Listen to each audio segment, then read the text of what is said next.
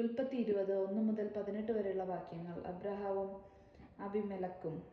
Abraham അവിടെ നിന്ന് നെഗ്ബി പ്രദേശത്തേക്ക് തിരിച്ചു.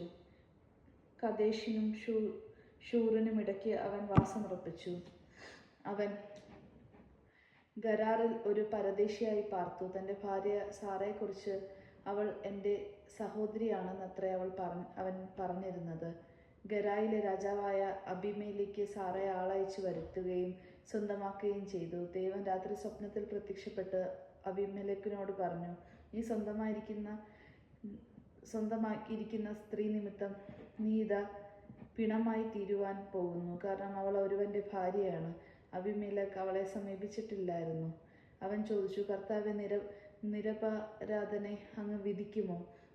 അവൾ എൻ്റെ സഹോദരിയാണെന്ന് അവൻ തന്നെയല്ലേ എന്നോട് പറഞ്ഞത്?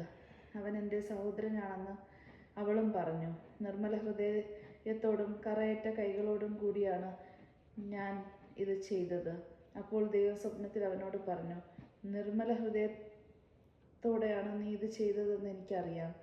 എനിക്കെതിരായി പാപം ചെയ്യുന്നതിൽ നിന്ന് ആണ് ഞാൻ നിന്നെ തടഞ്ഞത്. അതുകൊണ്ടാണ് അവളെ തൊടാൻ നിന്നെ ഞാൻ അനുവദിക്കാതിരുന്നത്. അവൻ്റെ ഭാര്യയെ തിരിച്ചേൽപ്പിക്കുക. അവൻ പ്രവാചകനാണ്. അവൻ നിനക്ക് വേണ്ടി പ്രാർത്ഥിക്കും. നീ ജീവിക്കുകയും ചെയ്യും. എന്നാൽ നീ അവളെ ഏൽപ്പിച്ചിരുന്നില്ലെങ്കിൽ നീയും നിന്റെ ജനങ്ങളും മരിക്കും എന്നറിയുക. അബീമേലെക്ക് അതിരാവിലെ എഴുന്നേറ്റ് സേവകന്മാരെ എല്ലാം വിളിച്ച് ഈ കാര്യം പറഞ്ഞു.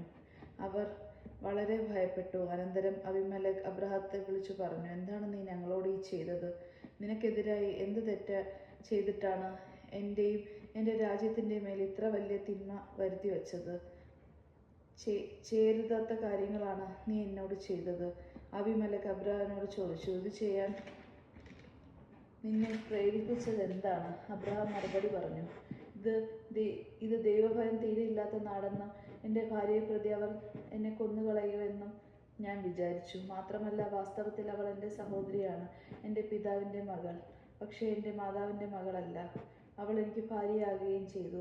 പിതാവിൻ്റെ വീട്ടിൽ നിന്ന് ഇറങ്ങിത്തിരിക്കാൻ ദൈവം എനിക്ക് ഇടവരുത്തിയപ്പോൾ ഞാൻ അവളോട് പറഞ്ഞു, നീ എനിക്ക് ഈ ഉപകാരം ചെയ്യണം. നാം ചെല്ലുന്ന ഇടങ്ങളിലെല്ലാം അവൻ എൻ്റെ സഹോദരനാണെന്ന് എന്നെക്കുറിച്ച് നീ പറയണം. അപ്പോൾ അബീമേലെക്കിന് അബ്രഹാമിനോടും ആടുകളെയും ദാസിദാസന്മാരെയും കൊടുത്തു. ഭാര്യ സാറായെ തിരിച്ചേൽപ്പിക്കുകയും ചെയ്തു. അവൻ പറഞ്ഞു, ഇതാ എൻ്റെ രാജ്യം, നിനക്ക് ഇഷ്ടമുള്ളിടത്ത് പാർക്കാം. സാറായോട് അവൻ പറഞ്ഞു, നിന്റെ സഹോദരന് ഞാൻ ഇതാ 1000 വെള്ളി നാണയങ്ങൾ കൊടുക്കുന്നു. നിന്റെ കൂടെയുള്ളവരുടെ മുമ്പിൽ നിന്റെ നിഷ്കളങ്കതയ്ക്ക് അത് തെളിവാകും. എല്ലാവരുടെയും മുമ്പിൽ നീ ദോഷയാണ്.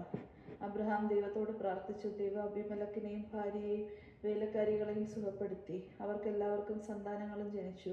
കാരണം അബ്രഹാത്തിന്റെ ഭാര്യ സാറയെ പ്രതി കർത്താവ് അബീമേലെക്കിന്റെ അന്തഃപുരത്തിലെ സ്ത്രീകളെ എല്ലാം വസ്യന്തകളാക്കിയിരുന്നു. ദൈവവചനമാണ് നാം കേട്ടത്. നമുക്ക് ദൈവത്തെ സ്തുതിക്കാം. ക്രിസ്തുവിനെ സ്തുതി.